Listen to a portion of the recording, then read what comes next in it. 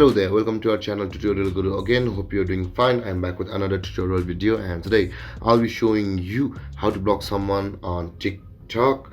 But before that, don't forget to like, subscribe and hit that bell icon for more videos. Now let's dive right into the video. Let's open up our TikTok app first. Okay, by the way, I'm gonna show you how to block somebody from direct messages, not we're going to profile. So let's go to our inbox first, which is at the bottom of your phone. You can see the inbox option, tap there, and after that you will be landed on this interface. Now to block somebody on TikTok to direct message, just tap onto your chat. Now to block somebody on TikTok, you just need to tap on the three dotted icon on the top right corner of your phone.